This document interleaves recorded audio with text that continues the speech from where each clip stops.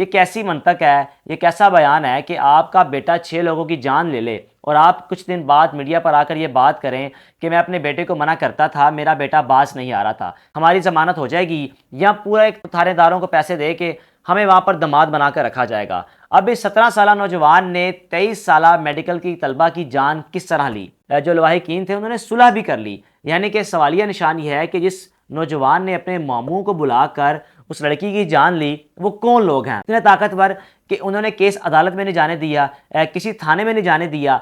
इस केस को अभी कोई चंद मिनट ही गुजरे होंगे या चंद घंटे ही गुजरे होंगे। बिस्मिल्लाहिर्रहमानिर्रहीम, मैं हूं हारिस भट्टी। डीएचए फेज 7 में पेश आने वाला वाकया, जिस केस की अभी तक कोई फैसला नहीं सामने आ सका, जो केस अभी अदालत में है। अदालत में 5 से 6 रोज बाद वहाँ पे हेयरिंग होती है और जज साहब आते हैं। आज जो कि दोबारा हेयरिंग हुई, आज 27 नवंबर है, 4 दिसंबर तक मजीद जिस्मानी रिमांड इस नौजवान का मंजूर कर लिया गया।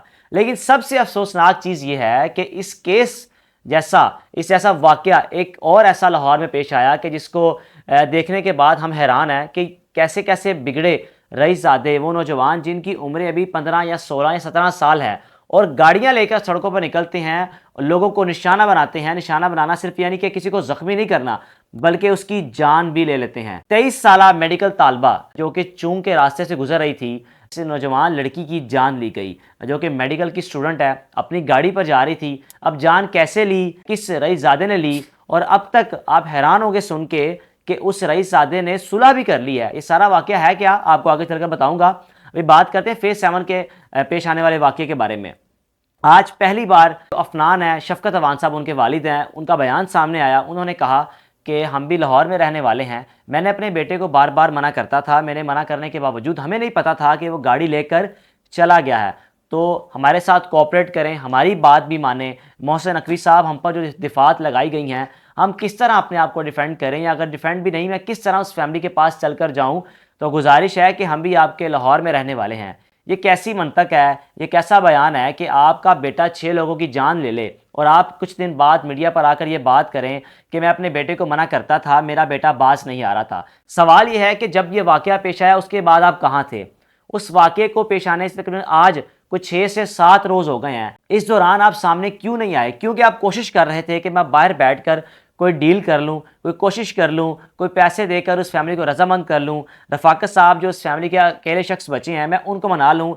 जब आपको महसूस हुआ कि आप कामयाब नहीं हुए अपनी इस वारदात में, छुप कर जो डालना चाह रहे थे, तो फिर मीडिया पर आकर अपने आप को मासूम साबित करने की कोशिश कर रहे हैं कि मैं अपने बेटे को काफ़ी बार मना किया लेकिन मेरा बेटा बाज नहीं आया, 6 लोगों की जान चली गई, अब मैं उन फैमिली के पास चलकर भी नहीं जा सकता, मुझ पर दिफात ऐसी हैं, हमारे साथ ताउन इस तरह करें कि हमारी बात सुने, हम भी आपके लाहौर में रहने वाले शहरी हैं। ये वो अजीब सी मंतक है जिसको सुनने के बाद मैं समझता हूँ कि इस पर आप एक हंस ही सकते हैं कि ये भी कैसी मंतक है कि आप 6 लोगों की जान ले लें और आप आकर ये बात कर दें कि कोई ये नहीं कहेगा कि ये कोई मैच्योर आदमी बात कर रहा है कि आपका बेटा 6 लोगों की जान ले रहा है।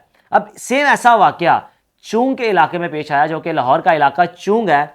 चूंग में 23 साल की मेडिकल की तलबा जो कि गाड़ी में जा रही थी, उसका सामना एक ऐसे नौजवान से हुआ जिसकी उम्र 17 साल थी। वो नौजवान भी रईसज़ादा बिगड़ा नौजवान, जो कि आजकल की एलीट क्लास है, उनमें अक्सरियत ऐसे बच्चे हैं, घर से निकलेंगे 4 लोगों की जान ले भी लेंगे तो पता होगा कि हमारे वालिदैन पीछे आएंगे, पुलिस में थानों में आएंगे, आगे एसएचओ को पैसे देंगे, हमारी ज़मानत हो जाएगी, या पूरा एक थानेदारों को पैसे दे के हमें वहाँ पर दामाद बना कर रखा जाएगा। अब इस 17 साल नौजवान ने 23 साल मेडिकल की तलबा की जान किस तरह ली। 23 साल मेडिकल तलबा जो कि वहाँ से गुजर रही थी, इसने देखा गाड़ी चलाते हुए कि वो नौजवान 17 साल का कार ड्रिफ्टिंग कर रहा था। सेम वही चीज़ जो अफनान कर रहा था अपने दोस्तों के हमरा। इस लड़की ने इसको रोका कि आप ये काम ना करें, ये नुकसानदेह है, मेरे साथ गाड़ी भी हिट हो सकती है, या मैं आगे चली जाऊँ, कोई किसी और के साथ गाड़ी हिट हो जाए, किसी की जान जा सकती है। ये बात उस नौजवान को, 17 साल रईसज़ादे को इतनी नागवार गुजरी कि उसने वहाँ पर मौके पर अपने मामू, एक का नाम आबिद है, दूसरे का नाम मेरे जहन में नहीं आ रहा, उन दोनों को बुलाने के बाद उस लड़की की मौके पर जान ले ली। यानी कि उस लड़की को बुलाया, गाड़ी के अंदर बैठे हुए उस लड़की पर फायरिंग करवाई और लड़की की जान मौके पर, उसकी जान चली गई, उस ज़िंदगी की बाजी हार गई। ये वो वाकया जिस वाकये के चंद मिनट बाद ही जो लड़की के घर वाले थे, जो लवाहिकीन थे, उन्होंने सुलह भी कर ली। यानी कि सवालिया निशान ये है कि जिस नौजवान ने अपने मामू को बुलाकर उस लड़की की जान ली, वो कौन लोग हैं? इतने ताकतवर कि उन्होंने केस अदालत में नहीं जाने दिया, किसी थाने में नहीं जाने दिया। इस केस को अभी कोई चंद मिनट ही गुजरे होंगे या चंद घंटे ही गुजरे होंगे कि जो लवाहिकीन हैं उनको मना लिया, उनको रजामंद करने के बाद इस केस को ख़त्म कर दिया। लेकिन सबसे अहम चीज़ जो कि रियासत ने साथ खड़े होने का फ़ैसला किया, पंजाब की गवर्नमेंट ने साथ खड़े होने का फ़ैसला किया, आईजी पंजाब साहब ने साथ खड़े होने का फ़ैसला किया। उन्होंने कहा कि हम इस केस की प्रॉपर इंक्वायरी करवाएंगे, 17 साला जो नौजवान है उसके मामू को शामिल तफ्तीश करेंगे, उनको निशान इबरत बनाएंगे कि ये कैसा वाक़या है कि आप राह जाते किसी की जान ले लें और जान लेने के बाद आप लवाहिकीन को मना लें, उनको ज़दोकोब करें, उनको आप परेशान करें, उनको इतना फोर्स करें कि वो सुलह करने पर राज़ी हो जाएं। यानी कि आप ये सोचें कि किस तरह उस मेडिकल की तलबा की जो फैमिली है उसको परेशान किया गया होगा, उसको फोर्स किया गया होगा कि आप अपनी ज़ुबान बंद रखें, आपने कोई बात नहीं करनी, या पैसे उनके आगे रखे होंगे कि आप अपनी खामोशी इख्तियार कर लें। लेकिन सबसे अच्छी चीज़ अगेन वही बात कि रियासत ने साथ खड़े होने का फ़ैसला किया। आईजी पंजाब और वज़ीर-ए-आला पंजाब मोहसिन नकवी साहब ने इस पर सख्त नोटिस लेते हुए आईजी पंजाब से रिपोर्ट तलब की कि हमें रिपोर्ट पेश की जाए, इस नौजवान को गिरफ़्तार किया जाए, इसके मामू को गिरफ़्तार किया जाए। आप इसके मामू की पिक्चर्स तो देखें कि किस तरह वो गाड़ी से निकल कर बदमाशी दिखा रहे हैं, पिस्टल उनके हाथ में है, कोई उनको रोकने वाला नहीं है, किसी किस्म का भी उनके चेहरे पर कोई खौफ या कोई परेशानी आया नहीं है। वो एक दंदनाते जा रहे हैं और एक दंदनाते जाते हुए एक लड़की की, नौजवान लड़की की जान लेकर अभी तक उनको गिरफ्तार नहीं किया गया। बहरहाल रियासत साथ खड़ी हुई, उम्मीद है कि इस लड़के को, इसके मामू को गिरफ्तार किया जाएगा। ये दो वाक़ये कोई चंद रोज़ नहीं गुजरे, यानी कि दो वाक़यों का सामने आ जाना ये सवालिया निशान है कि हमारी सोसाइटी में रहने वाले एलीट क्लास के उन नौजवानों का, उन माँ बाप का जो अपने बच्चों को इतनी छूट देते हैं कि उनके बच्चे कम उम्री में ड्राइविंग करके किसी की जान देते हैं। ड्राइविंग करना भी एक अलग चीज़ है, लेकिन ड्राइविंग करने के साथ साथ आप ड्रिफ्टिंग कर रहे हो तो ये कितनी एक जानलेवा किसी के लिए चीज़ है कि अपनी जान के साथ तो आप खेल ही रहे हैं, लेकिन आपको ये नज़र नहीं आ रहा कि ड्रिफ्टिंग करते हुए कोई साथ कोई गुजरती गाड़ी या कोई बाइक वाले को आपकी गाड़ी हिट हो तो उसकी भी जान जा सकती है।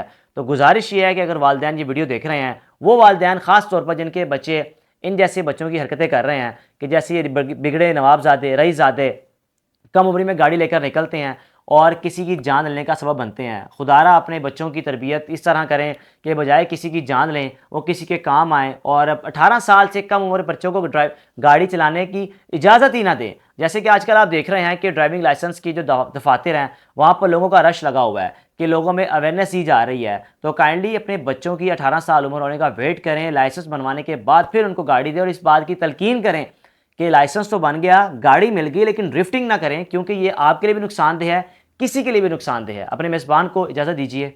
अल्लाह हाफ़िज़।